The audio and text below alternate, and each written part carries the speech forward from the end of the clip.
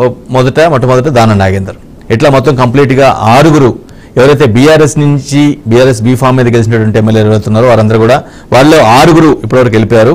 దీంతో ఆ సంఖ్య 39 నుంచి 32కు పడిపోయిందని చెప్పుకోవాలి. ఎందుకంటే ఒక ఆరుగురు అధికారికంగా వెళ్ళిపోయారు. అంటే ఆ పార్టీ బీ ఫామ్ మీద గెలిచినప్పుడు కూడా సంబంధాలు తెంచేసుకుని బీఆర్ఎస్కి రాజీనామా చేసి కాంగ్రెస్కి వెళ్ళిపోయారు. ఒక క్యాండిడేట్ సికింద్రాబాద్ కంటోన్మెంట్ ఎమ్మెల్యే మన బై ఎలక్షన్లో గెలిచి అక్కడ కాంగ్రెస్ గెలవటం వల్ల ఆ సంఖ్య 32కు పడిపోయింది.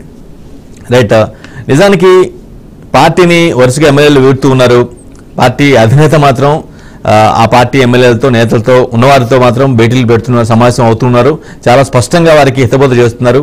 భవిష్యత్తు మొత్తం మందే, ఎవరు తొందరపడద్దు అని చెప్తున్నప్పుడు కూడా పదే చెప్తున్నప్పుడు కూడా కానీ ఆ ఎమ్మెల్యేలలో మాత్రం మార్పు రావడం లేదు. అండ్ మార్పు రావడం ఇన్ ద సెన్స్ వారు ఏదైతే అనుకుంటున్నారో, ఏ కోణంలో ఆలోచిస్తున్నారో దానికి తగ్గట్టుగానే వెళ్ళిపోతున్నారేమన్న సందేహాలు అయితే వ్యక్తమవుతున్నాయి. దానికి నిజానికి దానం నాగేందర్ వెళ్ళిపోయిన తర్వాత కూడా, దానం నాగేందర్ కడియం వెళ్ళిపోయిన తర్వాత కూడా పార్టీ నేతలతో పార్టీ ఎమ్మెల్యేలతో కేసీఆర్ పలుమార్లు భేటీ అవ్వడం కానీ ఎప్పటికప్పుడు చెప్పడం కానీ పార్టీలో పరిస్థితుల గురించి, పార్టీ ఎలా బలోపేతం అవుతుంది, దానికి ఏం చేయాలి, ప్రభుత్వాన్ని ఏ విధంగా టార్గెట్ చేయాలి అంటూ స్పష్టమైనటువంటి వివరాలు చెప్తున్నప్పుడు కూడా ఒక ప్రణాళికబద్ధంగా వెళ్దామని అనుకున్నప్పటికి కూడా అని చెప్తున్నప్పుడు కూడా మార్పు మాత్రం ఉండట్లేదు.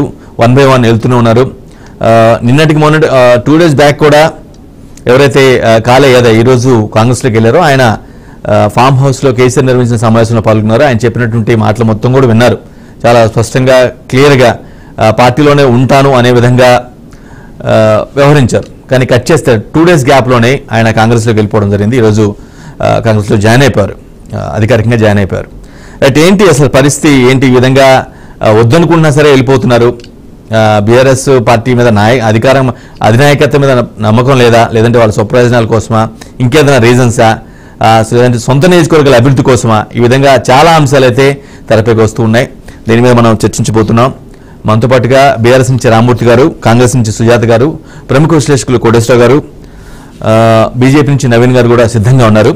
ముందుగా ఎవరైతే నష్టపోతున్నారో వారితో మాట్లాడదాం. రామ్మూర్తి గారు, ఏంటండి ఎంత వద్దనుకున్నా కూడా మీ పార్టీ ఎమ్మెల్యేలు 1 by 1 గ్యాప్లోనే 2-3 days గ్యాప్లోనే వెళ్ళిపోతున్న పరిస్థితి కనిపిస్తుంది.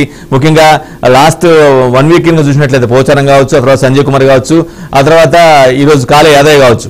ఏంటి అసలు ఈ విధంగా మీ పార్టీ అధినేత చాలా స్పష్టంగా మంచి ఒక సందేశం ఇస్తున్నా, ఒక హితబోధ చేస్తున్నా కూడా పార్టీలో ఉండే పరిస్థితి లేదు. ఏంటి ఇంత దారుణమైన పరిస్థితి ఎందుకు ఎదుర్కోవాల్సి వచ్చింది మీరు?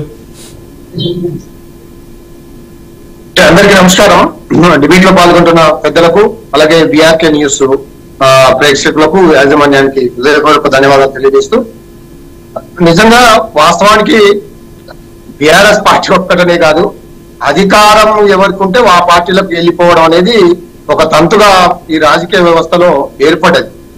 ఆనాడు కూడా వాస్తవానికి మాకు అవసరం లేకున్నా కానీ వాళ్ళే కట్టకట్టుకొని మా పార్టీని కూడా మీ పార్టీలో విలీనం చేస్తామంటూ కాంగ్రెస్ పార్టీ వాళ్ళు 12 మంది వచ్చి కాంగ్రెస్ పార్టీని విలీనం చేసే పరిస్థితి. అలాగే టీడీపీ ఎమ్మెల్యేలు కూడా. అంటే అధికారము ఉంటే సరే అది ఎంతవరకు నిజం, ఎంతవరకు తప్పు, ఎవరిది తప్పు అనే దాంట్లోకి పోయేదానికంటే ఖచ్చితంగా అధికార పార్టీలో ఉంటే మాకు కొన్ని పనులు జరుగుతాయని, అధికార పార్టీలో ఉంటే ప్రజలకు ఉపయోగం జరుగుతుందనే ఒక ఈ దుర్మార్గమైన ఆలోచన. వాస్తవానికి కేసీఆర్ గారి నాయకత్వంలో అధికారం లేని పార్టీలకు కూడా, ఫర్ ఎగ్జాంపుల్ ఇక్కడ బట్టి విక్రమార్క గారు ఎమ్మెల్యే గారు మా దగ్గర, నేను అక్కడ ఇన్ఛార్జిగా ఉంటుంది. బట్టి విక్రమార్క గారి దగ్గర కూడా మొన్న దళిత బంధు అనే కార్యక్రమాన్ని ఇక్కడ ప్రతిపక్ష ఎమ్మెల్యే ఉన్నా కానీ చూసుకొని అభివృద్ధి చేశారు. మరి ఇప్పుడు అలా జరగడం లేదు. అంటే ఎమ్మెల్యేలు ఉంటేనే మీకు అభివృద్ధి అవుతుంది, మా పార్టీలకు వస్తేనే మీకు అభివృద్ధి అవుతుంది అని ఇళ్లకు పోయి బతిమలాడి ఈ చారం తీసుకునే విధానాన్ని మాత్రం తీవ్రంగా ఖండిస్తున్నాం. సరే, ఎంతమంది పోయినా బీఆర్ఎస్ పార్టీకి నేను ఆ రోజు చెప్తాను, చాలా సార్లు మనం డిబేట్ లో పాల్గొన్నాం. దీనివల్ల మాకేమైనా ఈ రోజు ఇబ్బంది అనిపించవచ్చు, కానీ తీసుకునే వాళ్ళు కూడా జాగ్రత్త పడాలని నేను ఇంతకుముందు మా సుజాతకు వచ్చినట్టున్నది లైవ్ లో, మేడం కూడా చెప్పాను. కానీ వీళ్ళని చేర్చుకోవడం వల్ల మీకు వచ్చే లాభం ఏందో నాకేం అర్థం కావడలే. ఆ రోజు మేము చేసిన వాస్తవానికి రామూర్తి గారు ఒక అవసరం లేకుండా మేము మీ దగ్గరికి వస్తాం, మీతోటి ఉంటాం, మీరు గొప్ప పనులు చేస్తున్నామని కేసీఆర్ గారిని మభ్యపెట్టి వచ్చారు, పదవులు అనుభవించారు, మళ్ళీ వెళ్ళిపోతున్నారు. అధికారం పోవటే మళ్ళీ వెళ్ళిపోతున్నారు. మరి దాని వల్ల మాకు వచ్చే ఒరిగేది ఏం లేదు. మాకు కరెంటు కట్టిన నాయకత్వం ఉంది, కరెంటు కట్టిన వ్యవస్థ ఉంది, మంచి శక్తివంతమైన పనిచేసే కార్యకర్తలు ఉన్నారు, నాయకులు ఉన్నారు. ఒకళ్ళిద్దరు 5, 6, 10 మంది పోయినా రామూర్తి గారు ఒరిగేదేం లేదు. బీఆర్ఎస్ పార్టీ ఒక నూతన ఉత్తేజంతో ఖచ్చితంగా 4 ఉన్న 5 ఉన్న కాంగ్రెస్ పార్టీ అధికారంలోకి వచ్చింది. రేపు మాకు కూడా అంతే అవుతుందేమో. రామూర్తి గారు నా పాయింట్ ఆన్సర్ చేయండి. నేను చాలా స్ట్రైట్ గా వచ్చిన ఒకటే అడుగుతున్నాను. మీరు ఏమంటున్నారు, స్వప్రయోజనాల కోసం ఏదో సొంత లాభం కోసం వెళ్తున్నారు అని ఒక పాయింట్ రైజ్ చేస్తున్నారు. ఇలా ఎందుకు అనుకోవట్లేదు? మీ పార్టీ అధినాయకత్వం మీద నమ్మకం లేదని, లేదంటే బీఆర్ఎస్ పార్టీకి మనుగడ లేదని ఈ విధంగా ఆలోచించి వెళ్తున్నారని ఎందుకు అనుకోవట్లేదు మీరు? బీఆర్ఎస్ పార్టీ కేసీఆర్ గారి శక్తి ఏమో అందరికి తెలుసు, కేసీఆర్ గారి బలం ఏందో అందరికి తెలుసు, కేసీఆర్ గారు ఎలా చూసుకుంటాడో కూడా ఇప్పుడు పోయే పార్టీ నాయకులకు అందరికీ తెలుసు. ఎందుకంటే ఎమ్మెల్యేలు బీఆర్ఎస్ పార్టీలో ఉన్నంత స్వేచ్ఛగా, బీఆర్ఎస్ పార్టీలో ఉన్నంత హ్యాపీగా ఈ రాష్ట్రంలో ఈ దేశంలో ఎక్కడ లేరని వాళ్ళే చెప్పినోళ్ళు. వాళ్ళు చెప్పినోళ్ళే. మొన్న పోచారం శ్రీనివాసరెడ్డి గారి మాటలు మనం అందరం విన్నాం. భారతదేశంలో మీలాంటి నాయకుడు మాకు దొరకడం అదృష్టం, మిమ్మల్ని వదిలి నా ప్రాణం పోయినా పోదు అన్నాడు. ఆయనని మంత్రి చేసినాము, మళ్ళొకసారి స్పీకర్ చేసినాము, ఆయన కాలు తీసి కాలు వేసుకోలేడు, టాయిలెట్ మొత్తం కుక్కల మీద పోసుకునేటోడు. ఆడు ఉంటేంది పోతేంది. అట్లాంటి వాళ్ళ వల్ల వచ్చే లాభం లేదు, వాళ్ళకు కూడా లాభం లేదు.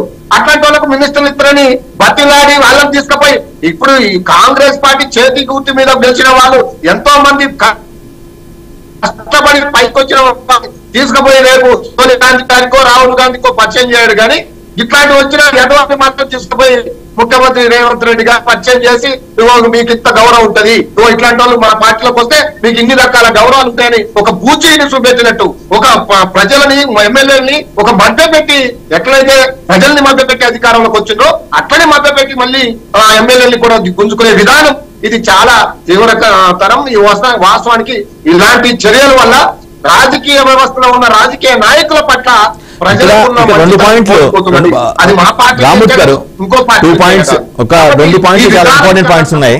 అందుకనే ఇంతకుముందు కూడా పోయినసారి కూడా చెప్పాను రాజకీయ నాయకులు, అదే నైనా మీరు పోతే పోండి, మీరు ఏ పార్టీ ద్వారానైతే గెలిచారో ఆ పార్టీకి రాజీనామా చేసి, ఆ సభ్యత్వానికి రాజీనామా చేసి మీరు పోతున్న పార్టీలకు అక్కడి నుండి పోటీ చేసి గెలవండి, మీ దమ్మేంతో చూపించుకోండి అన్నాం.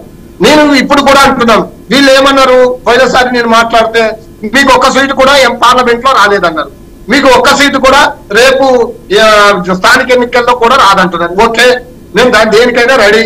మేము ఒక్క సీటుతో ఒక్కరితో మొదలైన తెలంగాణ ఉద్యమం గొప్పగా తయారై కొన్ని లక్షల మందిని తయారు చేసుకున్నాం. సరే, మాకు ఒక్క ఎంపీ సీటు రాకుండా మాకు 16%కి పడిపోయినా పర్వాలేదు. మరి మీకెందుకు రాజీనామాలు చేసి మీ చేతి గుర్తు మీద పోటీ చేస్తే మీకే గౌరవం ఏర్పడుతుంది కదా, అది నా క్వశ్చన్. మీకే లాభం ఉంటుంది కదా. రామూర్తి గారు గెలిచారు అని గల్లెత్తుకొని చెప్పుకునే అవకాశం ఉంటుంది కదా. చేరికల విషయంలో రామూర్తి గారు తీసుకురావాల్సిన అవసరమే ఉన్నది. ఒక పాయింట్, చేరికల విషయంలో ప్రధానంగా చేరికల విషయంలో 2 అంశాలు తెరపైకి వస్తున్నాయి. ఒకటి బెదిరించి లాక్కుంటున్నారని ఒక వార్త, ఇంకొకటి ఏంటంటే వారి కోసం, వారి స్వప్రయోజనాల కోసం, లేదంటే వారి లాభాల కోసం వెళ్తున్నారు, వారి కొంత కన్సిస్టెన్సీ కోసం, లేదంటే కొంత లాభాపేక్ష పొందడం కోసం వెళ్తున్నారని ఒక పాయింట్ రైజ్ అవుతుంది. ఈ 2 పాయింట్లు, ఈ రెండే ఉండొచ్చు, ఈ రెండిట్లో ఏదో ఒకటి. నేను ఏమంటున్నా, ఈ 2 స్వప్రయోజనాలు మేము పాడలేదు. అయ్యో అంటే ఏదో ప్రజల కోసం మేము సాయం చేస్తాం, మేము అదో చేస్తాం దానికోసం అని వీళ్ళ యొక్క వ్యక్తిగత స్వార్థాల వల్ల వాళ్ళని నమ్ముకున్న ప్రజల్ని మోసం చేస్తున్నారు. వాళ్ళని నమ్ముకున్న, వాళ్ళు ఓటేసిన ప్రజల్ని కించపరుస్తున్నారు. వాస్తవానికి కాంగ్రెస్ పార్టీ మరి 65 గెలిచినాయి కదా, వీళ్ళు గెలవలేదు అంటే అక్కడ కాంగ్రెస్ పార్టీకి ఒక పట్టు లేదన్నట్టు కదా. అలాంటి పట్టు లేని కాడ బీఆర్ఎస్ పార్టీని గెలిపించారు అంటే వాళ్ళని, బీఆర్ఎస్ పార్టీని మిమ్మల్ని నమ్మినప్పుడు ఓటేసినప్పుడు మరి మీరు ఎట్లా వేరే పార్టీకి పోతారు అనేది ప్రజలు తిరగబడాలి. పోయినసారి కాంగ్రెస్ వాళ్ళ మీద వాళ్ళు తిరగబడలేదు కాబట్టి వాళ్ళకు ఇబ్బంది జరిగింది. మేము ఖచ్చితంగా వదిలిపెట్టాం. వీళ్ళను కోర్టు ద్వారా గాని లేదా ప్రజలలో గాని వీళ్ళు తలెత్తుకోకుండా తిరిగేటట్టు చేసే బాధ్యత బీఆర్ఎస్ పార్టీ తీసుకుంటుంది. ఇట్లాంటి దొంగలని ఖచ్చితంగా తన్నితరమాన వీళ్ళు అన్నారు. వీళ్ళే ఎక్కడైతే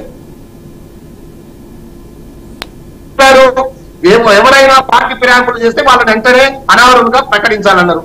లేదా ఇదే రేవంత్ రెడ్డి గారు ఎవరైనా రాజీనామా చేయకుంటే మా పార్టీలకు వస్తే తీసుకునే ప్రసక్తే లేదన్నాడు. ఈయనే చెప్పాడు ఆ ఇంటి మీద కాకి ఇంటి మీద ఆడొద్దు, ఆడితే తుపాకీతో కాల్చి చంపుతా అన్నాడు. మరి ఎక్కడ పోయినా ఈ తుపాకీ? కాంగ్రెస్ ప్రతినిధి సుజాత్ గారిని అడుగుదాం. మీరు రైట్ చేసిన పాయింట్ ని సుజాత్ గారిని అడుగుదాం. ఇంత బుద్ధి లేని మాటలు మాట్లాడి ప్రజల ముందు లోకు అవుతున్నారు. ఒక సీఎం క్యాండిడేట్ అయింది, ఒక సీఎం హోదాలో ఉండి బుద్ధి లేకుండా కనీసం సిగ్గు శరం లేకుండా మాట్లాడి మీ మాటలకు ప్రజలు ఇప్పుడు బాధపడుతున్నారు, ప్రజలు ఇబ్బంది పడుతున్నారు. గింత దౌర్భాగ్యం, గింత మోసపూరితమైన మాటలా అని వాళ్ళు బాధపడే పరిస్థితి వచ్చింది. కాబట్టి నాయకుల్ని కూడా మీరు కూడా ఉండాలని మేము చెప్తున్నాను. మా సుజాత గారు చాలా మంది పార్టీ నాయకులు ఉన్నారు.